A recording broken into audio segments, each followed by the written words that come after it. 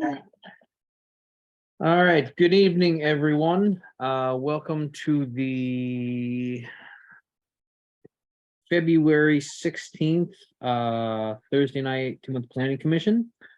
First order of business is to welcome everyone, and then next is to review the agenda. Any deletions or additions? No additions or deletions? Okay, our next order of business is to approve the minutes for the previous meeting, the 1/19/2023. Move we approve.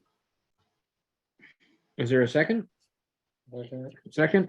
All in favor? Aye. The ayes have it. Okay, let's get down to business. We're gonna open up the hearing for the Scribner subdivision. And so what we have before us is David Scribner, and we have his subdivision here. So has everyone seen a copy of it that is viewing remotely? Yeah, I'm not clear on the map. I had the map, the draft map. I'm not clear which of these boundaries are new or being proposed and which of them already exist. Okay. So what already exists, Bob, is the one with the existing house. There's a boundary around that. There's a boundary around that. Yep, it's 6.71 acres. Yeah, I so have that- it numbered as number 4, but that's a pre-existing lot. That was the first one that they owned. Okay, so the new lots are numbers 1, 2, and 3. Correct. And 2 and 3 are close to the road, and number 1 circles way back and goes back up in the bushes. Yeah, I see. I'm looking at the map. Okay. So in my way of thinking is, this is a 3-lot subdivision because that one lot is pre-extending, and because we don't merge lots, it didn't merge with the rest of the property, so it's a freestanding lot, and so the other 38 acres are what is being subdivided tonight into lots 1, 2, and 3. Right. Okay. Thank you. Did you guys see you guys got a good, all right. So I'm gonna start going down our minor subdivision checklist to make sure that everything is, that we're gonna check off the things that need to be. Some things, won't be applicable. Optional, we've had the initial meeting. Property lines and anticipated lot lines are there. The existing buildings are there. The zoning district is what, 5-acre rural residential?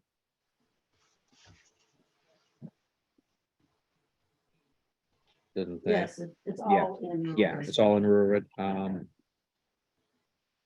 Let's see, you've filed 2 copies of the subdivision application and a written description of the subdivision and a detailed sketch plan. You did that.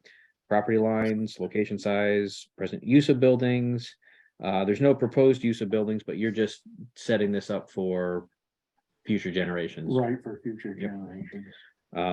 Open spaces and woodland areas, that's covered.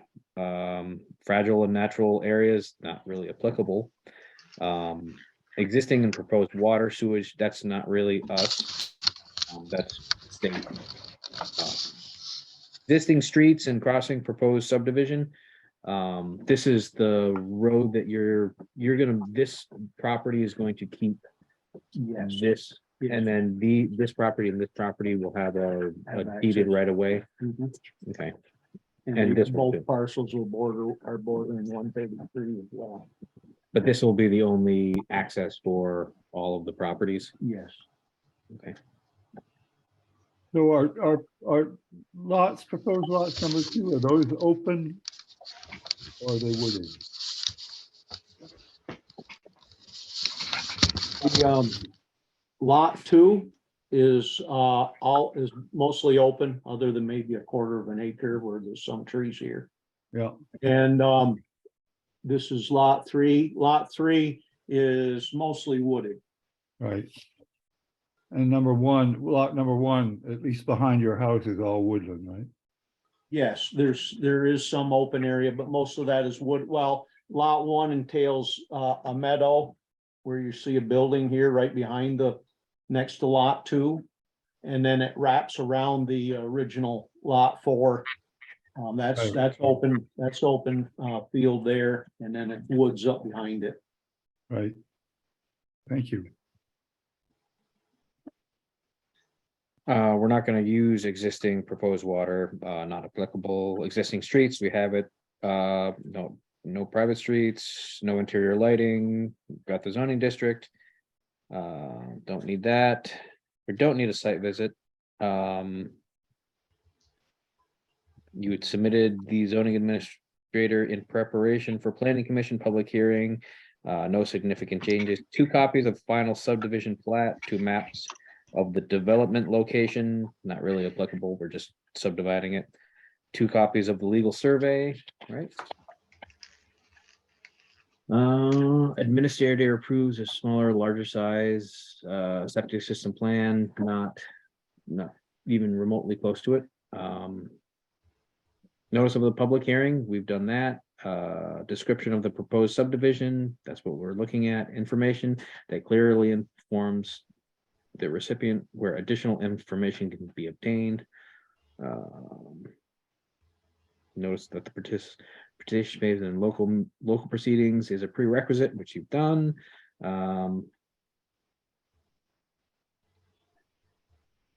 Okay, I'm zipping through here.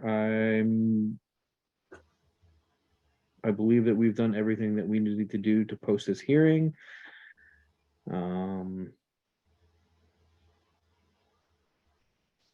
Okay, anything that the other members of the board are curious about or have any input with?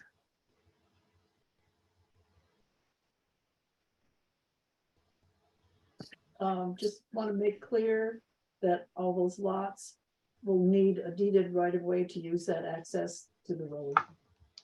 When it comes time to sell them or something, they're gonna need to have a deeded access. To show that, right? Yeah.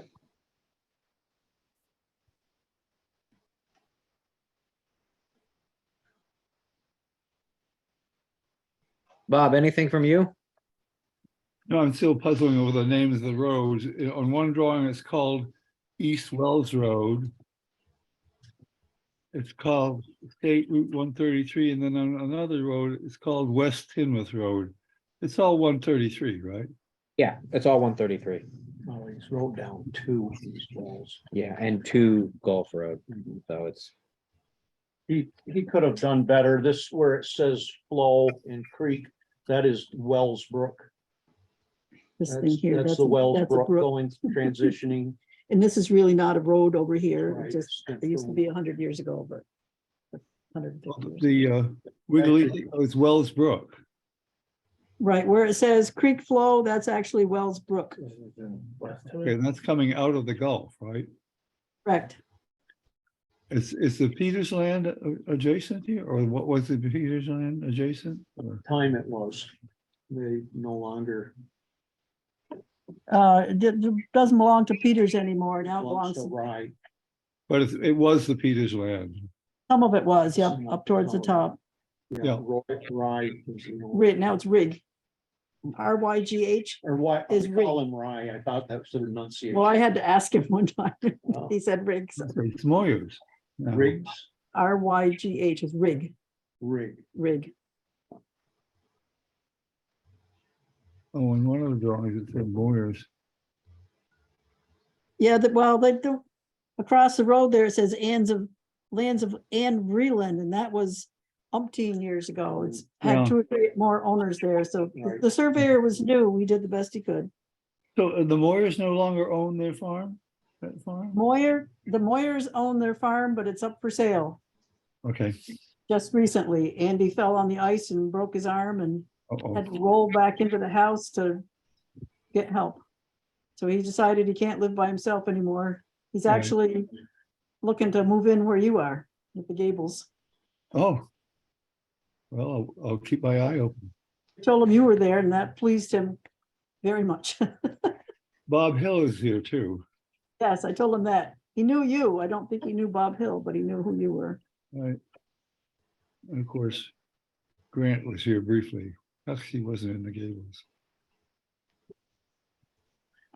Well, after going through reviewing the checklist, I don't see any reason not to put this to a floor vote. Do we all approve of this minor subdivision? Somebody needs to move it. Yep. I move we approve. Seconded. Seconded? Okay, all in favor? Aye. The ayes have it. Your subdivision is approved. All right, thank you. There you go. I apologize for also that he put this buffering dotted line represents a buffer around each boundary, He which put in the setbacks for. are setbacks in that, for this purpose, it is Yeah, pretty confusing. confuse the map. Yeah, I agree. So we will issue a formal subdivision permit that'll get recorded. Okay, And they'll sign it. all right.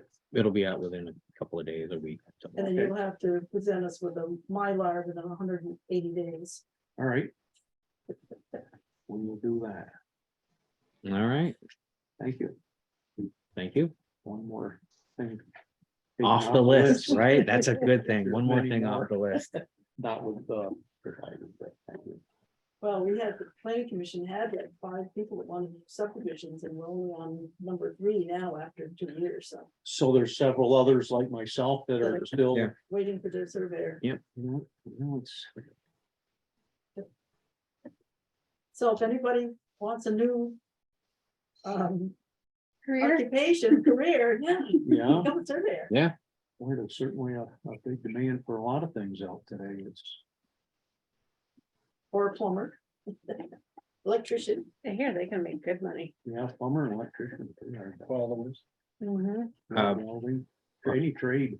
Friend of mine just graduated from medical school. He's a PA, and the amount of money is jaw-droppingly staggering about what he's going to be doing and the amount of actual work that he's like, just there's such a huge demand. But that's not for me. All right, So you're welcome to stay for the rest of the planning commission All right. meeting if you want to, see what's going on. Well, I will stay for a little bit and listen for a few minutes. Sure. I don't know, I'll just, it's not overly interesting, but our next town plan update review chapter 5. So I was thinking that I read through it today actually, and I would like to work on chapter 5 up until page 58. And I would like to treat the energy, basically 59 going to 80 as for next month, because I think it's basically 2 different chapters. We just put the energy policy in the end of chapter 5. If that's okay with everyone. Sure. So We really- on the agenda, Michael, the next item is, no, I'm wrong. I thought the inclusion was next. It isn't. You're right. It's the chapter 5 review. Or if you wanted to switch it, we could talk about inclusion and diversity statements. We've been kicking that one down the line for quite a while. No hurry. I agree. Chapter 5 is extraordinarily long. Well, should we consider possibly making it 2 pieces instead of just one? If the energy is so large. It's pieces. That'd be a good question for Ed, over here. at the next meeting. Well, Ed he Wong. was wanting to simplify it. I think we were wanting to I was wanting to simplify. I mean, there's a lot of stuff in the energy section that I'm questioning whether it needs to be there or not. But like I said, we can do that at the next meeting. All right, so starting on page 45.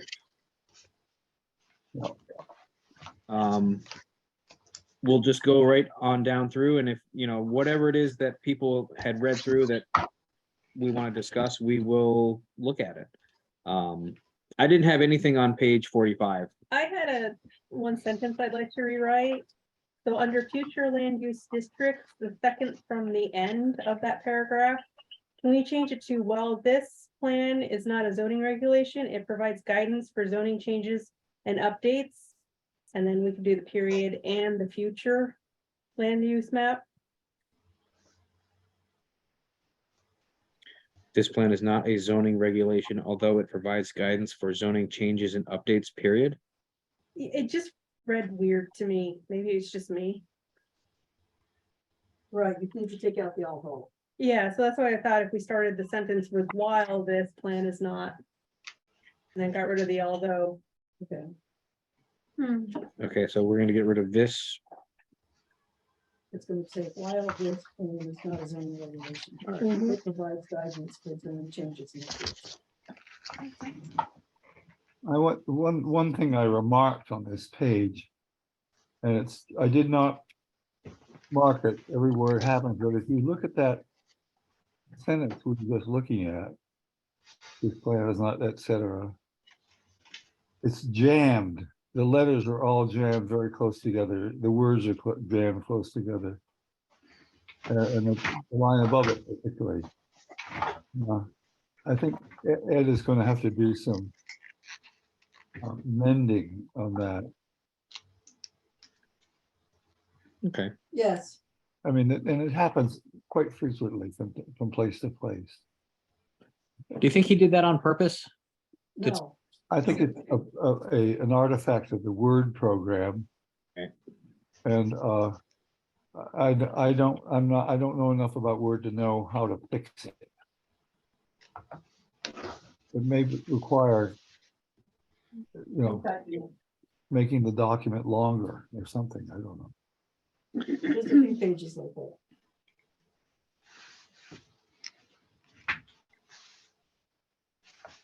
Okay, Tinmouth Center, anything with that paragraph?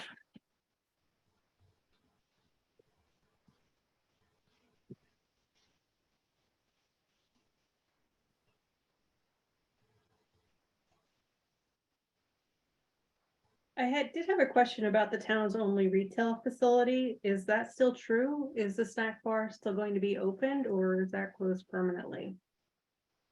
Or is that up in the air? Corey, Where that's is it? the snack bar.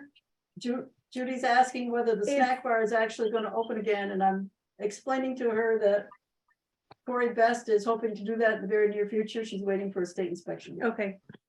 I don't know if it's gonna be a snack bar, but you're gonna be able to go in and pick up your catering and Mm-hmm. maybe sit down for a little bit. Okay. That's her plan. Do our farm stands count as retail? Not really. I mean, is it a proper store? Well, if they wanna be ag, probably they need to be, Yeah, Farm stand. Yeah, if they wanna be retail, then they'll have to go through some zoning. right, yeah. I don't know, but. Are you doing something illegal? No, No, I was just curious about like, but I think this is talking about the center, right, so it's. like, goodness, that makes sense. Well, on I the, didn't- on the next page, I guess it should be in the next section, the Tinmouth Center analysis. The last action says apply for and support a village center designation. That's already done. Yeah, we can take that out. I was wondering about the creamery. Can that be taken out as well? Is that done? We There's still more haven't, work. we haven't still restored, we're still in the process. Right. But I think we should not necessarily just delete that. We should say something what the village center designation does for us. Yes, And I don't know, I don't remember enough to write a sentence about that. But perhaps Ed could write something about that. Yep. Ed.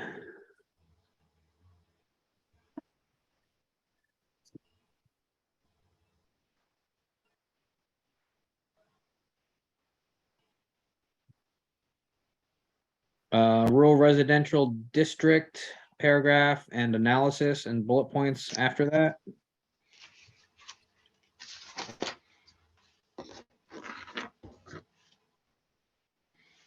I didn't see anything. See anything to change.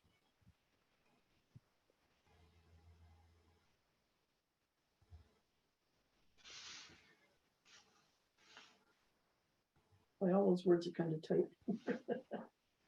Hopefully the new version that he's got will space it out a little bit. For page 47, I had, it looks like we're lacking an and under conservation district. That first sentence goes as large forest blocks, high elevations, and I think we need to add and before the steep slopes. Now, where is this? On the bottom of the page, under conservation district, Yeah, second sentence, they generally contain a significant natural. They generally contain significant natural resources such as large forest blocks, high elevations, and steep slopes. oh, yeah, I got you.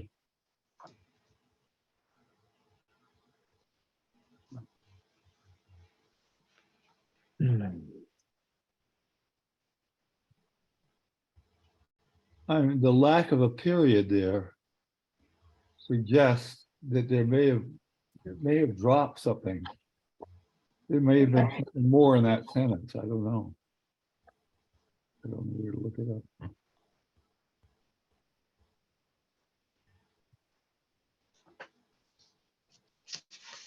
If I remember, I'll try to look in one of the older town plans. If there was something else there.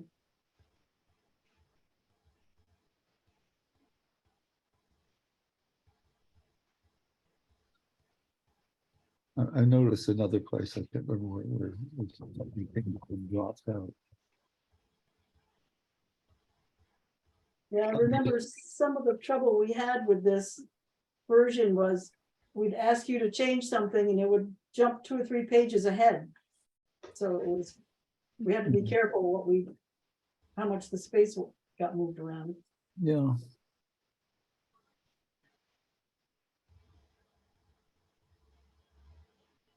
I think the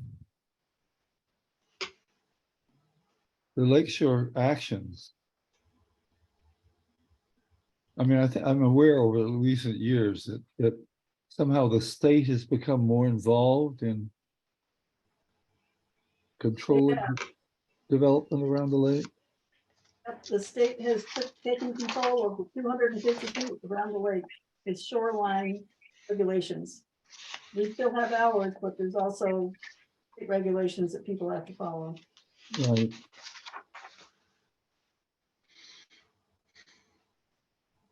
Yeah. Okay.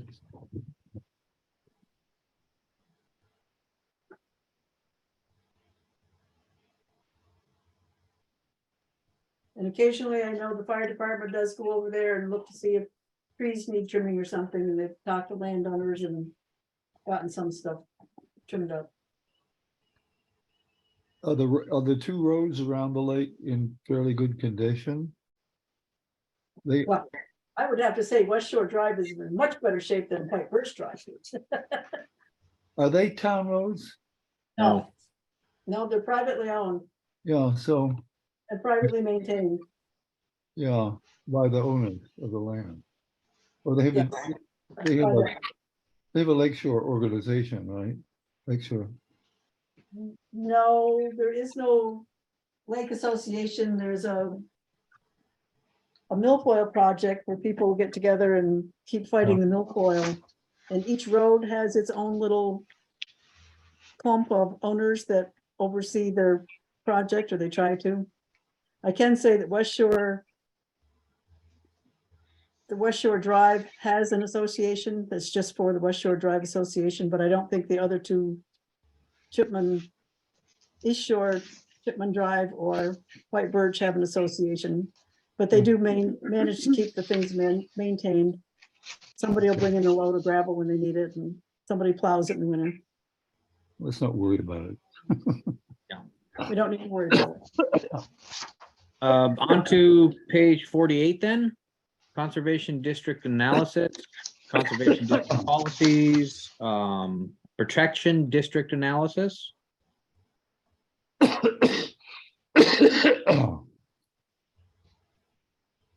I don't have anything in here that needs any alteration. Agricultural overlay district.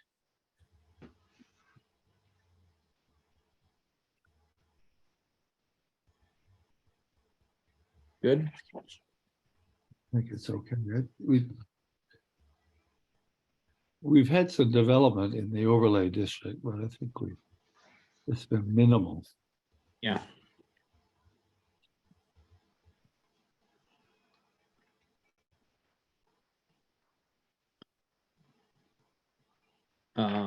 Nothing with the ridgeline protection overlay district. I had a question about south facing slopes, and this is just for my general interest, but in my house, the wind is out of the south. Is everywhere else in town it more out of the north? Ours comes from the west Okay, on that end of town, but a lot of times there is something that flows north through the belly of the valley of the south. wind, but- because this says that the prevailing winds are from the northwest, so I wasn't sure. Is that completely accurate, or is Well, that, in the winter, in the winter, do they come from the south? yeah, my house? Well, Southwest. Southwest, yeah. Mhm. Yeah, on page 49, under the thing south facing slopes.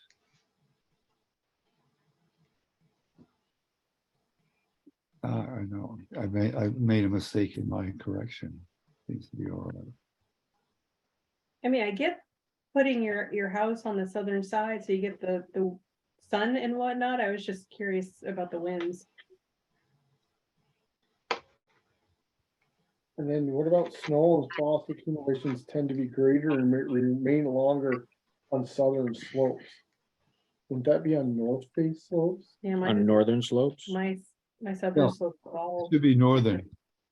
No, no longer than on southern slopes.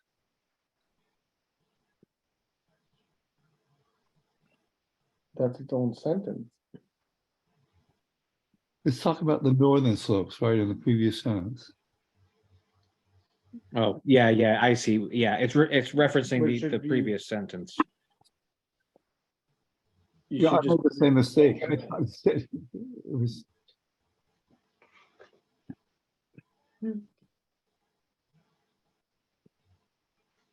I've always thought of the dominant winds coming from the southwest. That's certainly where the weather comes from. Right. I mean, I wonder where this winter wind's coming from the northwest, where that data comes from.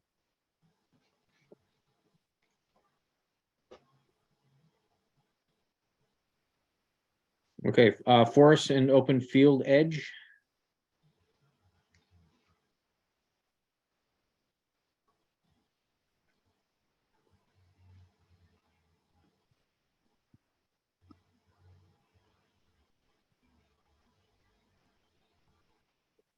I don't know if it's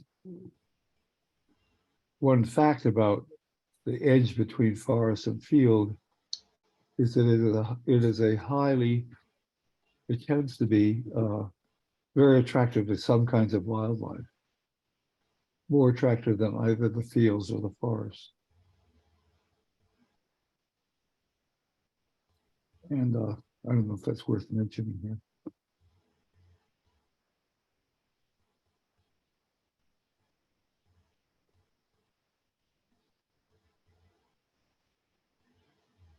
Particularly birds, Where would you put it? I don't know. It would be, I think it would have to be a whole sentence by itself. And we don't need more sentences. You want to say something like, the edge is good habitat for wildlife? We can stick it in there somewhere. Yeah, where does it say the edge? It doesn't, I'm adding it. Okay. But it's in the heading, right? The forest open field edge. So I added the sentence that gets stuck in there someplace that said, the edge is good habitat for. Yeah, and the place to put it would be, As a third sentence? As a Yeah. third that'd be sentence? good. Yeah, Yeah, that'd be good. under bullet. Yep. Where do you want to do this? Well, I was thinking the third the new under forest / open field edge, but Okay. the bullet might work as well.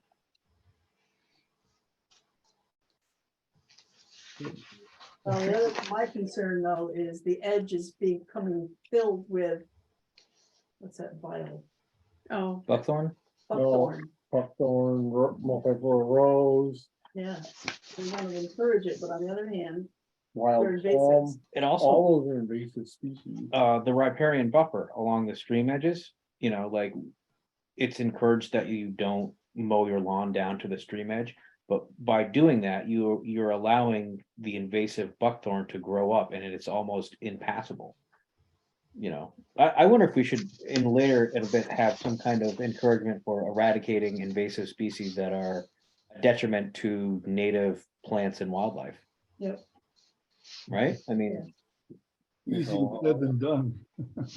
no, absolutely. I mean, I have hundreds of buckthorn, just walking around my yard, and it's like, where did they all come from so quickly? well, So even you- poison Birds parsnip, trying to eradicate that between my driveway and the brook is just an ongoing battle. There used to be great programming for like getting rid of the buckthorn and opening up. Japanese knotweed. Mhm. Streams.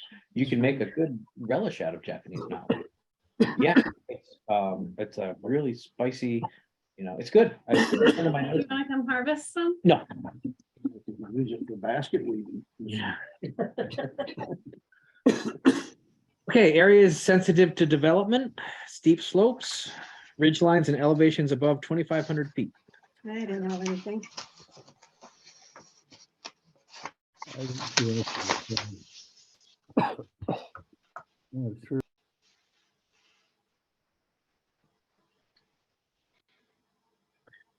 This is where we're talking a little bit about windmills. I don't see any reason to take anything out. I don't think, I don't have the impression that windmills are they're not really pushing. Aren't they covered in the energy plan, part of the plan? The windmill,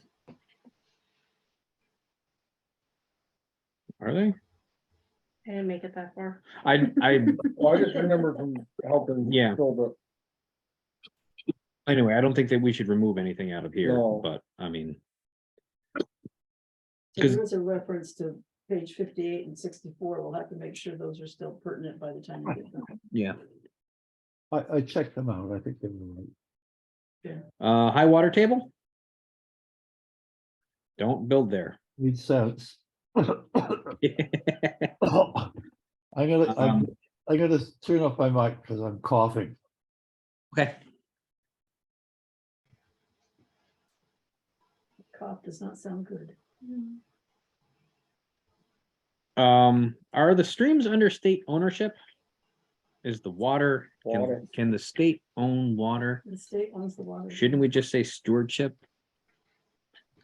So we're not- The streams are under state ownership.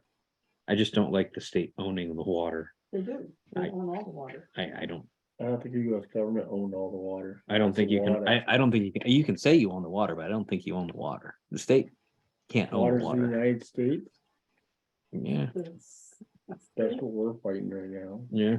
Anyway, maybe that's not a, I think the state does own the water. As a public entity, the doesn't belong to the. Water does not belong to the landowner. Because it doesn't stay there. yeah. It's just one. What did he say? Streams are what? Consider state ownership under state control. State, how about state control? They do own it, but. Well- Let them try to claim it. Let's work on, let's put some energy into having the state not own the water. Oh, they even own the groundwater. They adopted something a few years ago about the state controls all groundwater too. Yeah, I don't, I think you'd have to hire a lawyer. Relinquish that and when the water flows across the state line, Don't I have a right to drink water? you still own That's some of the pretty water, sure. even though it left the state. That's why I think it's a government thing, not a Right, state federal. thing. I think it's a federal. Yeah. Cause you got the water in the United States that will control anything that's navigable. But they won't have to find what's navigable it. Right. So your puddle on your lawn could be navigable. Okay. Going into the weeds, sorry about that.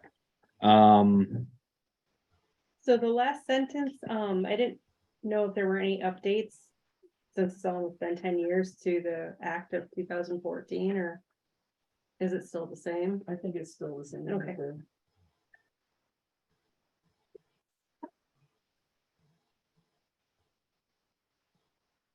All right, shore and stream bank policies.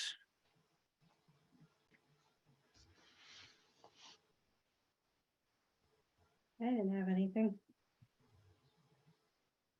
I Well, if think- you planted buckthorn on all the stream banks, that would prohibit public access. Vegetated shoreline and stream bank buffers shall be encouraged for all new development. We have a buffer in our zoning now, it's a 35-foot buffer. That also goes for logging, and I don't know what we want to say about logging. On these two pages, whether it's, I mean, on the opposite page, there's productive woodlands. And I don't know. I mean, all the land, all the woodland that is in the use value program requires a management plan. And I think implicit, if not explicit, supervision in the management plan requires respecting stream buffers, for example. And taking care when you're crossing a stream with your logging roads. And maintaining and making sure that your logging roads on slopes have water bars. And I don't know whether we want to say anything about that in the plan. I just, it's a question. I mean, it's an issue. And it's, in a sense, it's a public issue. It's not just.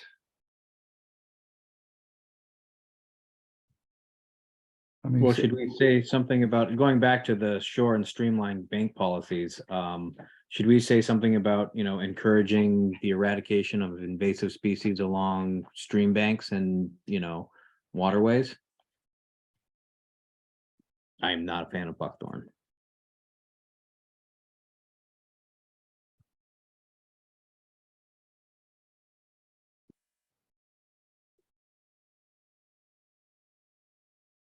So what do you mean, something like property owners are encouraged to Eradicate mitigate?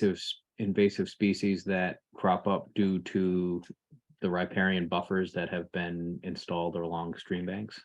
Okay, Say it again. Property owners are encouraged to eradicate invasive species that crop up along the riparian buffers that have been established around brooks and streams. I'm not aware that there have there been riparian buffers established along streams? Well, we encourage the riparian buffers along all stream beds. But what I'm getting at is I'm trying to encourage people to go out and, start working on the invasive species, because I mean, they're really overtaking, a lot of the areas that you don't think about. You go into them once a year and, before you know it, these stream banks are just lined with buckthorn. I mean, I think it's bad. Yeah, it's true of wood roads also. Yeah, and I think it's something that we probably should be paying a little more attention to as a state, just these things, like, it's like the Japanese knotweed and the bamboo. It's like, if we just look at it and pretend like it's going to go away, it's not going to. It's just going to become a bigger problem. And this is a problem that not everyone sees all the time. I agree. And it's a difficult problem. Yeah. And it's, the invasives are continuing to invade. I like the Esker policy. I've always liked the Esker policy. In case anyone doesn't know, you can drive across our Esker if you go on Channel Road. You know that little hill? That's an Yep. Esker. The little, You know where the beaver dam used to be? yeah, okay. That's it, that, That, when you go That's up there, an that Esker. is a, you know, and you paddle up the channel, to the north end. That whole saddle right there is an esker Yeah. that goes. Michael, did you Walk on it, but you're mention, not allowed to trail on it, right? Because I know that, State lands. I think Doug had asked about the one over by Channel Road. And the state was like, you can't cut anything, you can't like make it a trail. yeah, you're But not, you you're can- not supposed to. But you can walk, yeah. Vito, what did you have? the wild, trying to think of these plants that have been taken over there, honeysuckle, wild honeysuckle bushes. I've been getting tons of those also, besides the buckthorn. Yeah, Do we want to make a quick little list on there of like buckthorn? There's wild more hunt- than buckthorn, I'll tell you that much. Yeah, The honeysuckles are taking over a lot of the areas where, right next to the buckthorn. right, I have buckthorn, those Ragosta roses, Multi-floor rose. multiflora. That's Japanese knotweed, I don't know if you have it yet. Japanese knotweed, bamboo, and honeysuckle. Yeah, dog plum. what's a wild plum?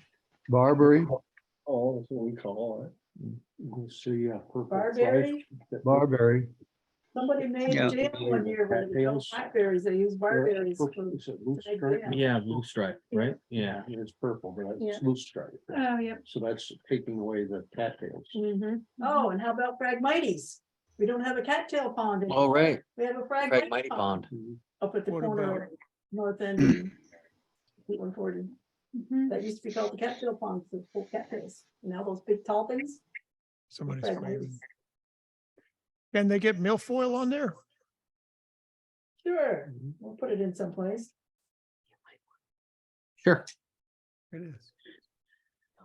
Okay, aquifer recharge areas. No, you don't want volume, you need to turn your volume down. The one thing I noticed here under the policy and on the next page.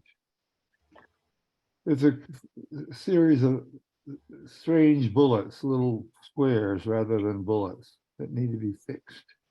I've got those all filled in. What's I made that? dots, I made dots out of them so that Ed would make them dots. Yeah,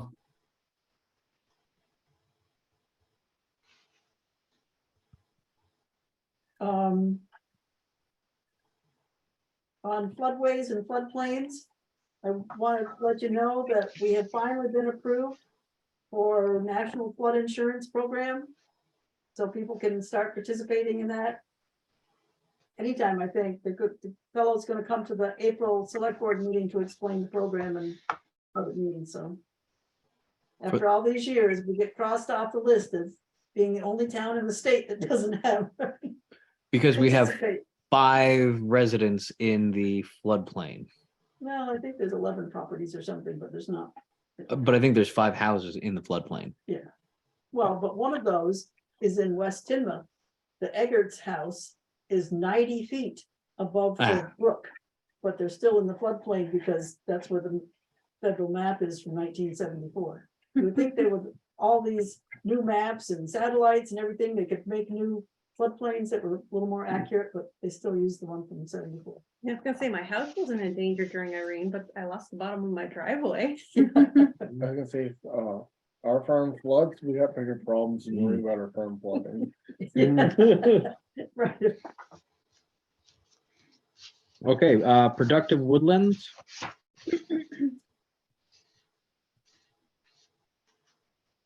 well, this is where my question about logging kind of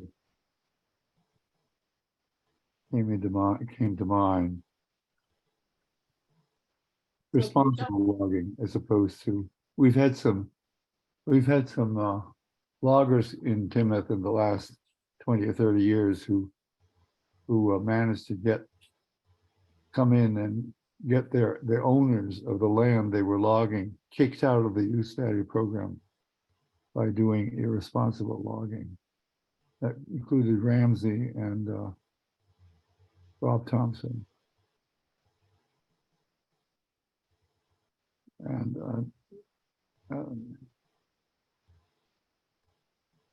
I mean, the main thing is to encourage owners before they call a logger to call a forester, talk to a forester, hire a forester. You have a current use or forest management plan, you have to call a forester. You're supposed to go up market.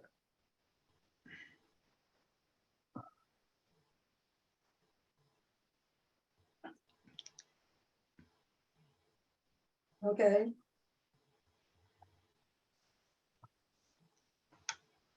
I've got something in there. If you don't like it when it comes out, then we'll change it. That'll be a surprise. Floodways and floodplains, or did you want to say what it was? You want me to tell you what I put in for? No, I want this. I actually want a little surprise to see if we can pick it up. Oh, I think that would be fun, but you can say it if you want. I can say it if I want. That little bullet says, responsible logging is encouraged. Hire a forester before hiring a logger. Sure. Right? Does anyone? That's right. Says it all. Floodways and floodplains, floodplain policies, flood resilience. Does everybody know the difference between a floodway and a floodplain?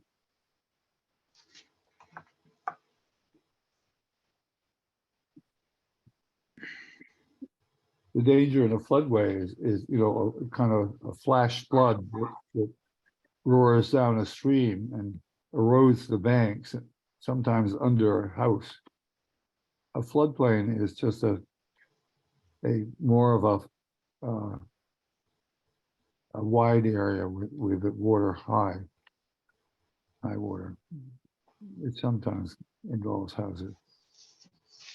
Floodways are, I think, potentially more dangerous.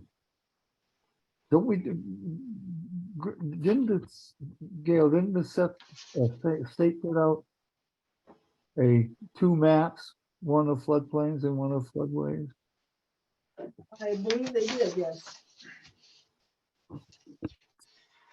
I'll ask Ed if he's not. It's on the next page. It's an illegible map of river corridors and floodplains and flood hazard districts. I don't think anybody can. I can't read that map. It's so small.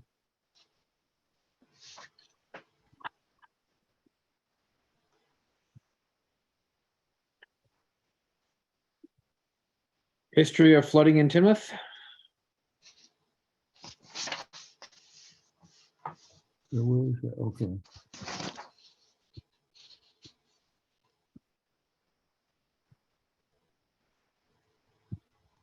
Has there been more recent flooding?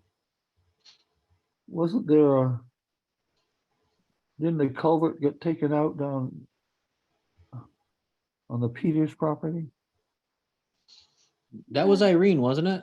No, there was one in July, July July. 1st of, and it wasn't on the Peters's property, it was on McCoy Road, but at the beginning of McCoy Road. Well, it should be mentioned. Well, that one was Property. 2011. Schoolhouse. right, You know but what? it was also, there was one taken up, came out up at Peters. Oh, right at the drive going in, The okay. drive going in, they had put one this way and then put one that way, and when they put them back together, they didn't put that one back in. Was that still town road at that time? No. No, the town road think ends so. before it gets there, so they had to do it themselves, so it was. They had asked that piece of road be thrown up, so we did, so, 500 feet from the thing is. Well, shouldn't we mention Irene? It's in there Yeah, it's in there. Where? under history of flooding. Oh, there we are. Tropical storm. Okay. Yeah, okay. Sorry, my bad. But we should add in the July 1 of, I think it was 2017, maybe. The thing I remember best about Irene is that the year it came in the fall, right? In the, Yep. in the summer before that, Hollis took the town grader up Pent Road and fixed Pent Road all the way up to beyond the Roys. And Irene did no damage to it because of the water bars he put in and the grading he did.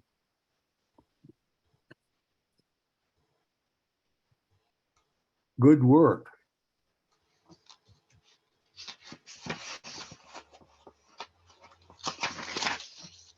Page 55, current conditions, flood resilient action, standards for new development regardless of location.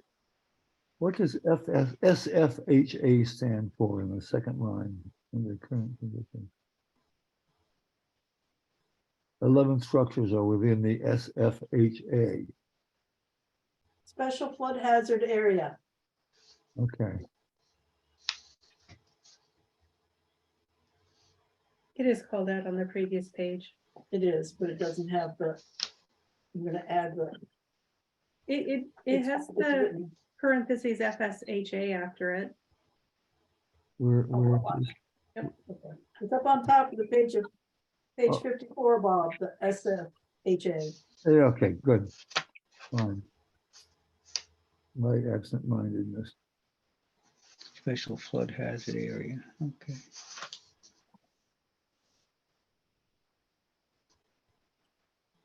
Um, 56, anything conflicting activities, forest protection.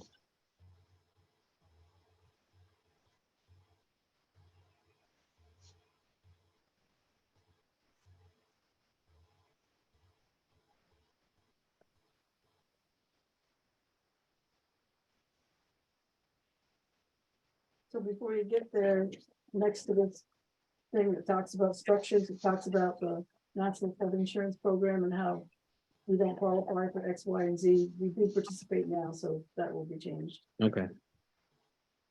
Tinmouth has no flood insurance policies. We can just eliminate that. Right. Or Tinmouth has flood insurance We have policies. it. So, So boom. so now instead of 7.5%, we get 12.5%. Conflicting activities, forest protection, production. On page 57, 6. 56 and 57. Okay. Prevention of strip development, accessibility of properties. Do we want to say anything about clear cutting?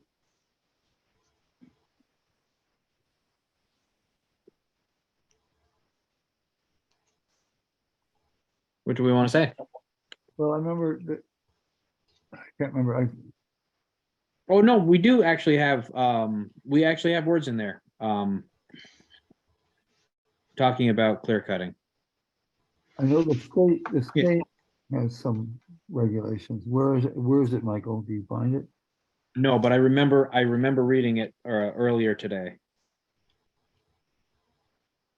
You remember we had that big clear cut on the east side of, Ricketts property, yeah, wasn't it Ricketts that cut up the mountain? yeah. That's all going back in. Yeah, it's grown back, yeah. Yeah, well, Yeah, I clear could, cutting, there are two aspects of clear cutting. One is that you lose the or take it away, but the other is you gain what's called early successional growth, which is wonderful for wildlife.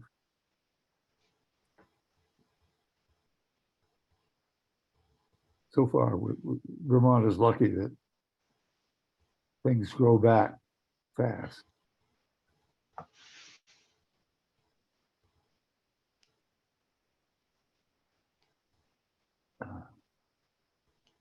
I'm trying to find where I saw that earlier today and I can't find it now. Well, I think the state has a law that says you cannot I think have a clear cut larger than 45 acres or something. I think. But you have to get a permit if you want to do more than 40 acres, I believe. to clear cut. Right, okay, If it's less than that, you can clear cut it. yeah. Because clear cutting is an approved method of silviculture. Yeah. For just the reason that Bob described. Well, patent cut.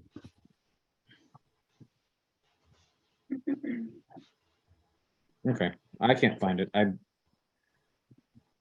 Well, there's silviculture on page 56, but it doesn't seem to, it's, second sentence of the last paragraph. Yeah, for some reason, I thought there was something about clear cutting but maybe I was reading something else. Well, I think it's there's so many complications. I don't think we want to discourage clear cutting. We just live with the state regs, I guess. Right. Well, maybe we'll just, not address it and I know we're doing some clear cutting on our land this winter. Some patch cuts. It also seems like clear cutting would go against our forest protection. Act. Going from Danby or Dorset to Danby and on it through us into neighboring towns. there are a lot of advantages of doing selective clear cutting. I mean, the amount of animal habitat that it creates is, even within 1 year is astronomical. I mean, it's like, because it's not just like small mammals, it's like birds, insects, like because all of that new growth is just going crazy. But Well, I was just thinking for larger than the 40 acres or whatnot. It sounds like that might take off more of the mountain or forested area than But the the plan calls the for. state regulates that. If there's somebody driving around with somebody gets enforced, you have to investigate. seems to me a It pretty it does happen occasionally, I think, but usually they get caught doing it. Mhm. I don't know what the consequences are. Oh, so we've got accessibility of properties. this is about driveways and stuff, right? Basically says that the select board has the Oh, and the planning commission in the site review plan. yeah. Policy should be reviewed periodically, which we did tonight.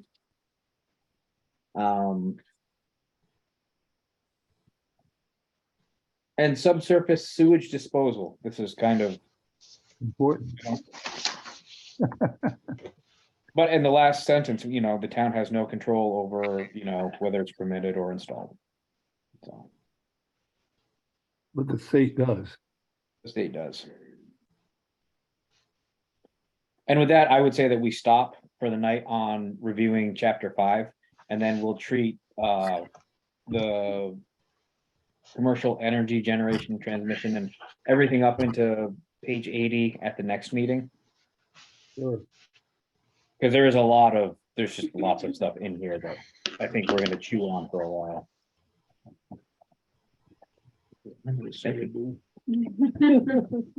If that's all right, I mean, we didn't have that many things to do, but that was.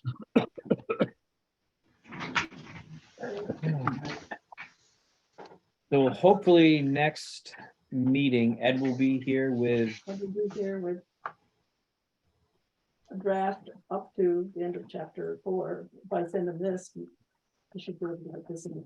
so instead of reviewing from 58 to 80, do we want to spend the next meeting making sure that Ed has done everything that we liked and just focus on that?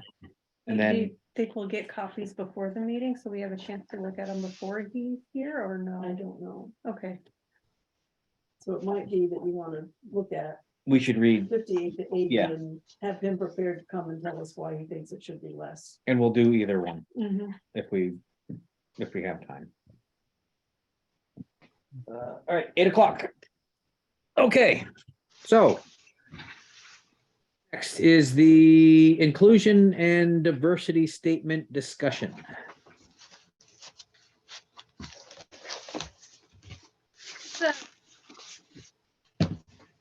I've noticed in the newspaper that there's some couple of towns that have voted them in and then voted them out.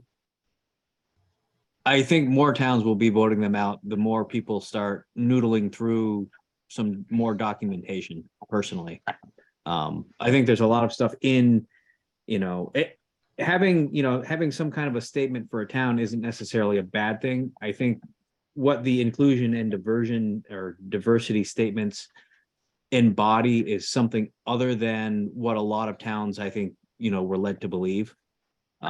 That's, my personal assessment. I think that there is, I think that there are things that are, things that are that are not represented that, inclusion and diversity, are kind of shoehorning in. And I would be, and I'm on the inclusion and equity committee. And so is Rainbow. Personally, I think that, any type of statement that a town puts out, I'm very leery of putting out statements that represent an entire group of people. I don't think it's personally, I don't think it's appropriate that, a town has some type of verbiage saying one particular thing because it's, I personally feel it's inappropriate for a town to, put words in all of its citizens' mouths. But Isn't that more a federal thing or a state thing than rather than bringing it a municipal thing or a town thing? Well, how much more? Shouldn't that come? Oh, go ahead. No, I just thought it was more, like in a way, it's kind of like, I think it's more of a broader statement and it should be made from the federal level or a state level, or should be coming from the governors or the president of the United States, or I don't think it should be at a town level. Well, on page 3, point number 4, it says maintain a population consisting of residents and families of all income, ages, and types. What are we missing? yeah, that's pretty much it. Yeah, and I mean, how could you control that? I mean, you have people buying property in the town who probably are going to be different than the people that have been living here for years and years, and you can't control that. I mean, it's kind of making a statement that you really can't, back up with anything, and you really have no way to do that legally or, just by saying it. It's just out there. So I don't know if it's really needed. Did you guys look at the state? Did everybody read the statement last time? Has everybody? Do you have it? Yeah. Will you read it? This It is the, would be good for everybody to have a copy, just so that they can look at it and see what's I read, something that is proposed as opposed to. right. Nobody's read it before discussing it. It was a statement that was approved by the select board, right?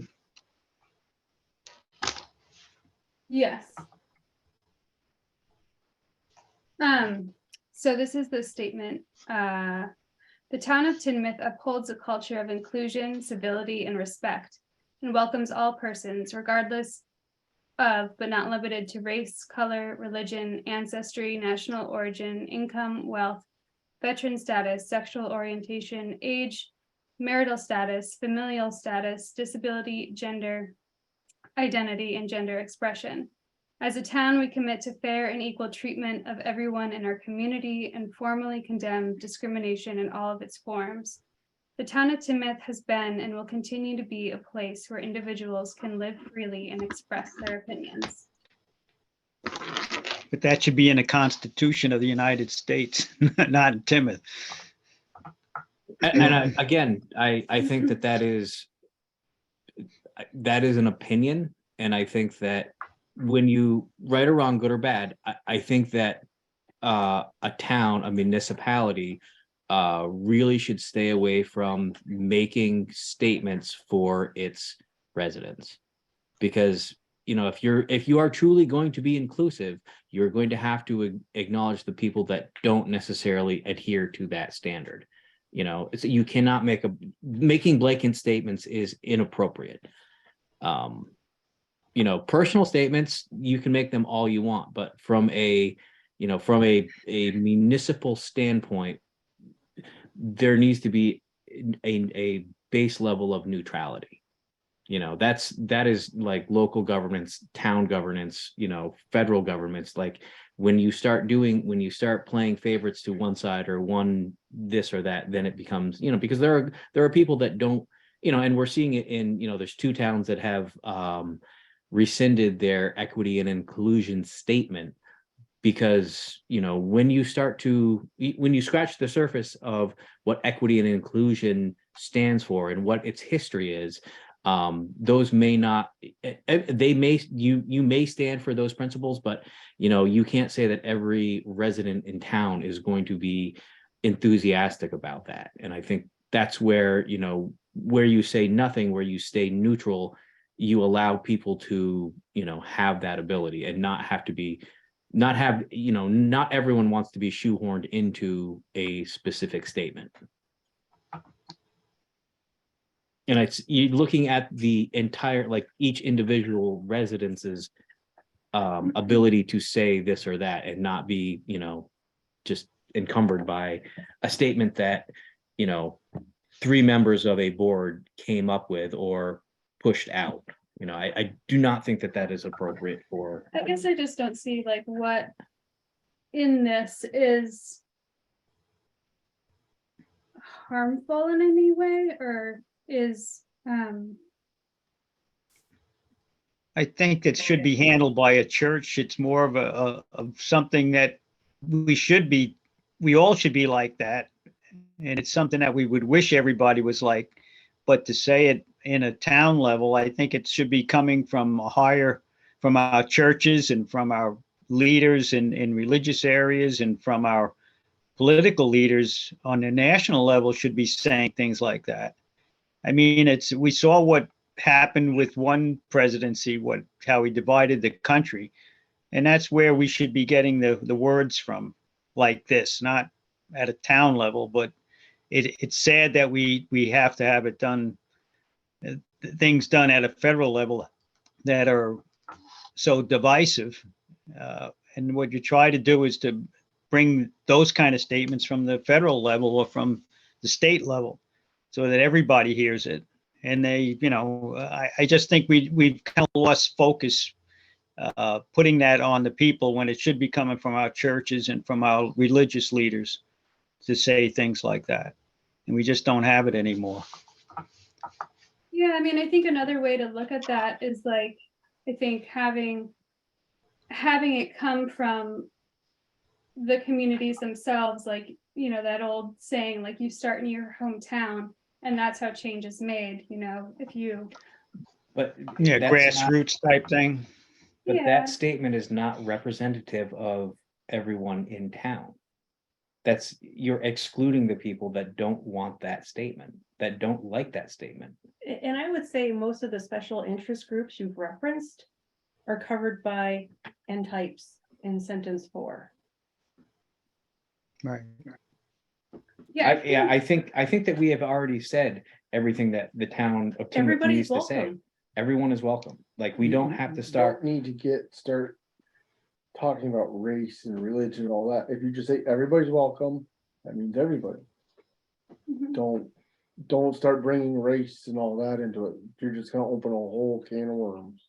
Because then you are going to start talking. It is racist if you're saying Yeah, that, it you is. know. When you start making boxes of people, of specialized people that we are specifically going to say are welcome, then there's always going to be a box of people who are not going to be welcome. So it automatically excludes people by having a statement like that, as where everyone is welcome, you know.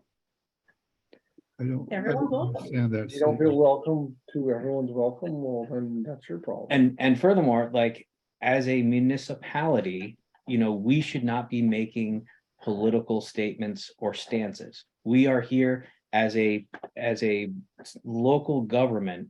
We should be here to serve the people and not, a political ideology. And that does represent, that inclusivity statement represents a specific political ideology.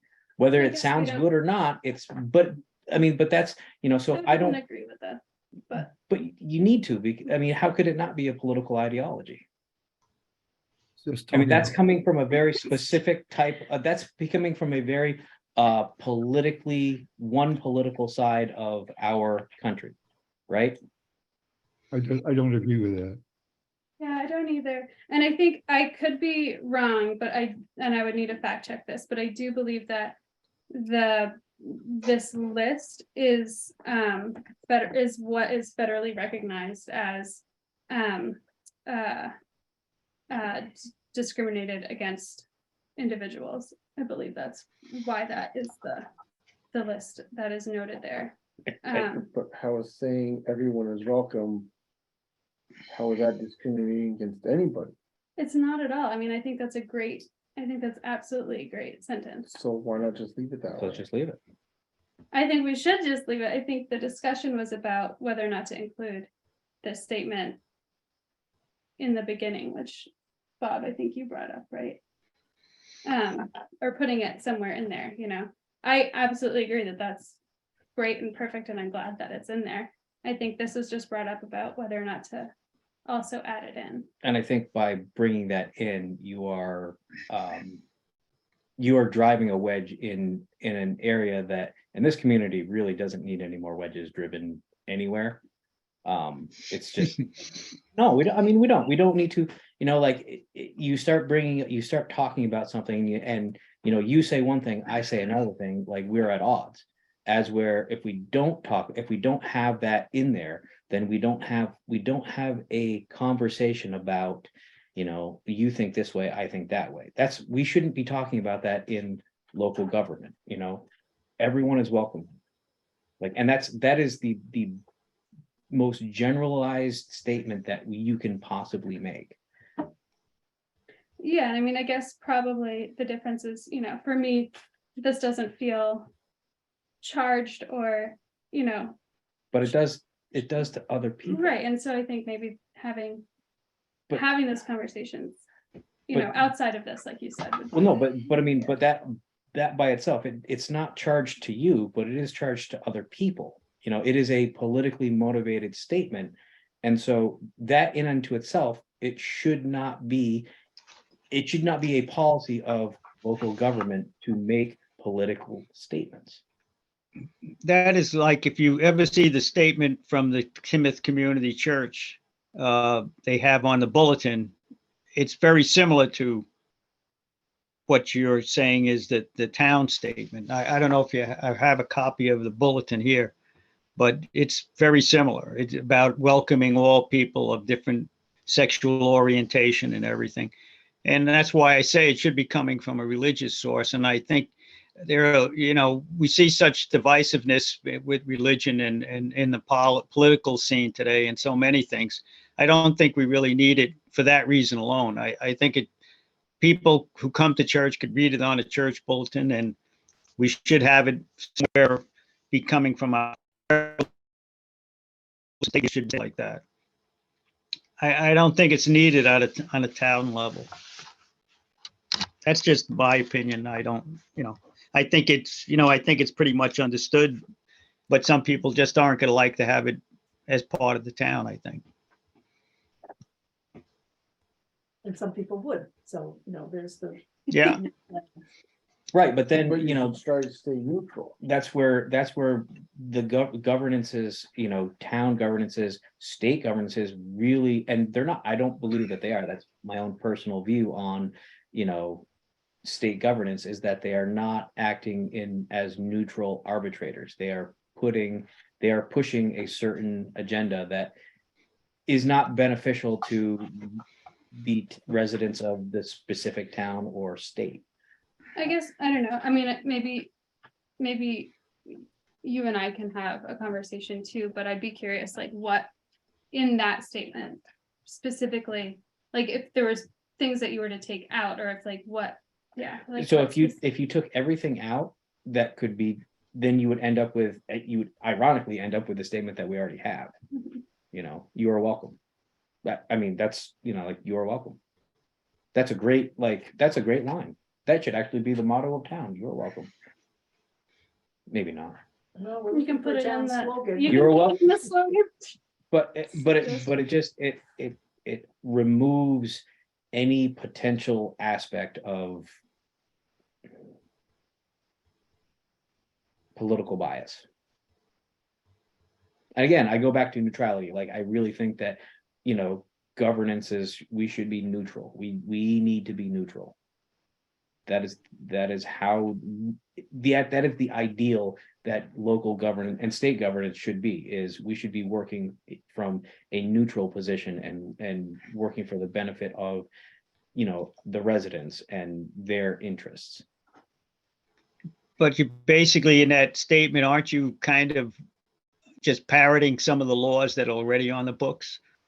That we'll, you know, I mean, it's about accepting things. You can't, in other words, you can't legally turn certain things, people away because of certain things mentioned in that. So I mean, it's kind of, you're just paraphrasing or the laws that are already on the books about discrimination and so forth. So that's kind of, one of the other reasons why I say it's not really our purpose to do that. And maybe I don't, you know, I agree with like staying neutral, but I don't think we really need it at this level.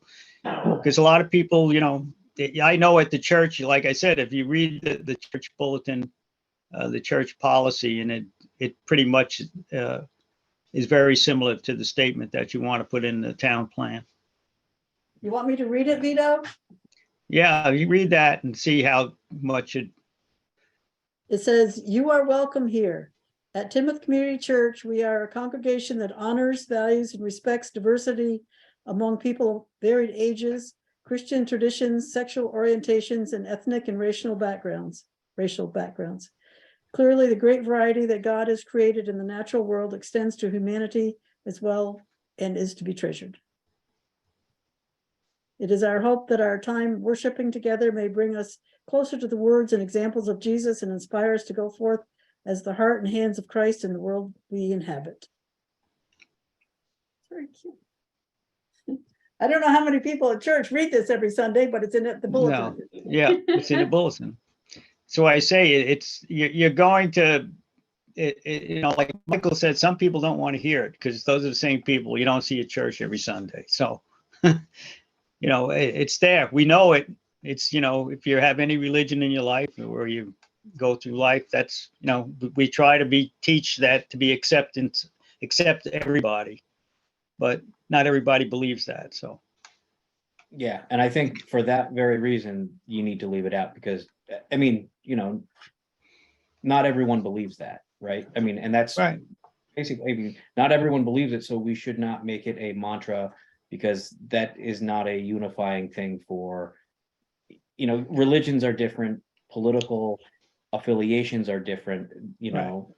You are welcome. Separation of church and state. Yeah, no, I mean, you couldn't put that phrase on a political or on a public document by any stretch of the imagination. Well, isn't that what this is, a public document? It is. This is a public document, and I think that it's, you know, I don't, and again, that's why neutrality, like, we just, you know, you stay neutral. The town stays neutral, you know, whatever your personal feelings, one way or the other, you know, this is a document for the town. It really we should try very hard to keep our political bias out of it as much as possible. Right. Yeah, I mean, I think I would comment again that I don't see it as a political bias, but also I'll just say, I think one thought with having language like this is just with new people that are looking to move somewhere, seeing that languaging can help it feel more welcoming. And I think, you know, Tinmouth, I think, is a very welcoming place already. And if somebody, you know, is looking to move here, you know, this is on our website. And also, that's a great statement from our church as well. So maybe it's not necessarily, you know, applicable to, it doesn't, there is access, you know, to that, and it might not need to be in here. You know. I mean, we can go down a rabbit hole sometime. I mean, and you may come out the other side and think you still may have the same perspective or that you have going into it, but maybe you would see a different line of reasoning as to why it may not be appropriate for municipalities to. There's a lot in words, and the more that we use words and understanding, you know, the definitions of words, because what you understand as equity and inclusion are probably not what I interpret equity and inclusion to be, and for different reasons, you know, and you could tell me your reasons and I could tell you my reasons, and that's not for, you know, a municipal board meeting, you know, Right. it's. But I still go back to just stay neutral and stay away from controversy. No, it's staying neutral, we're staying simple as well, so it's not difficult to understand, it's just. Yeah. You know, doesn't matter what age you are, doesn't matter what your income is, doesn't matter what type you identify as, Yeah. you're welcome.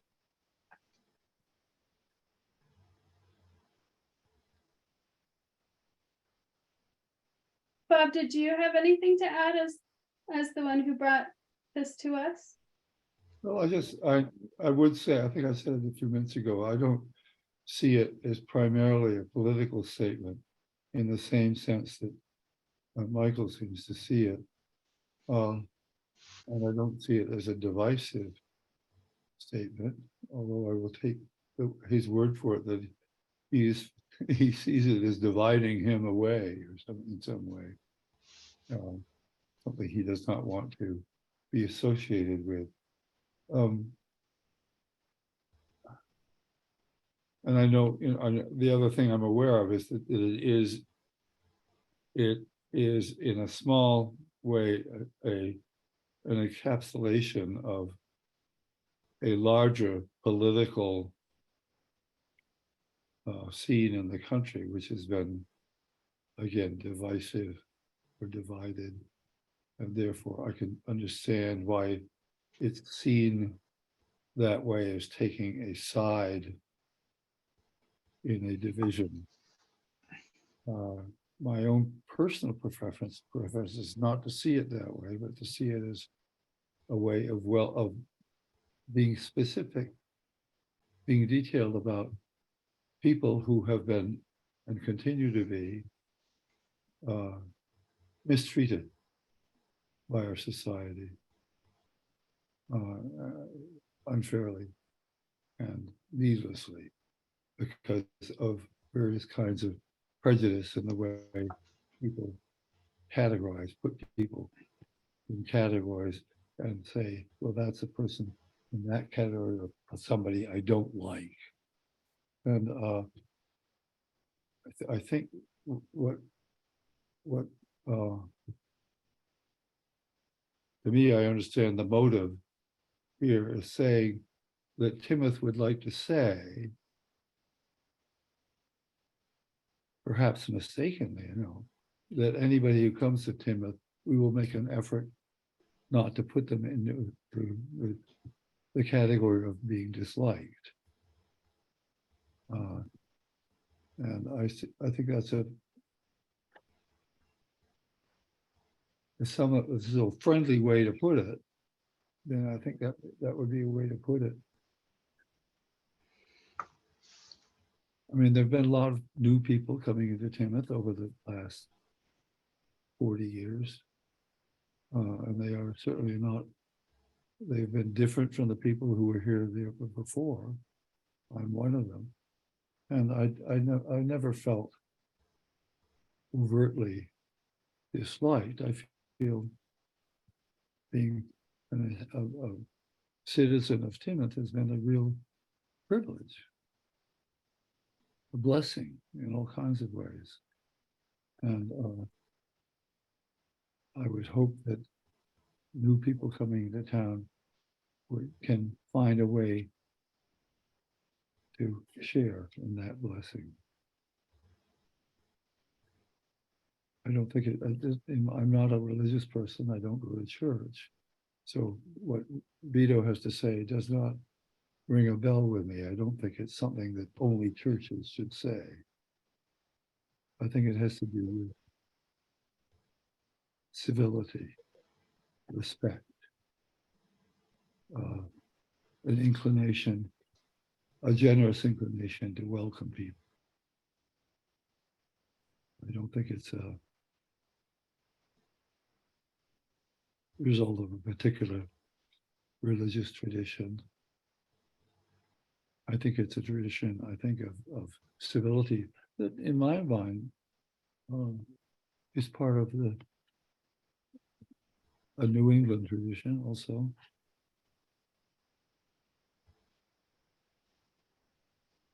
Well, we can discuss this again at another time. It's 8:30. Next meeting, March 16th. That works for everyone? Yep. And hopefully we'll have Ed on board to help us through the first 5 chapters.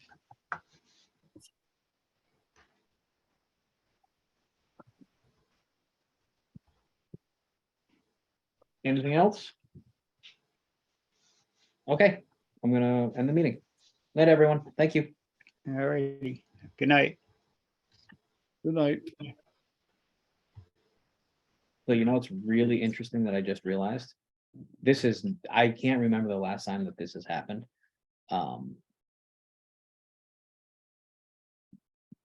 But everyone sitting in here was born here That is true. in Tinmouth.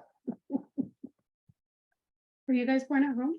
Well, no, I was born in Rutland Hospital, but. You're the only one that was born in Tinmouth, all right? That's Everybody was here with right. But it just, and it's not so much Tinmouth as it is, which actually is kind of interesting, but like in Vermont, there's very few times where I am in a majority with indigenous Vermonters, people who were born here.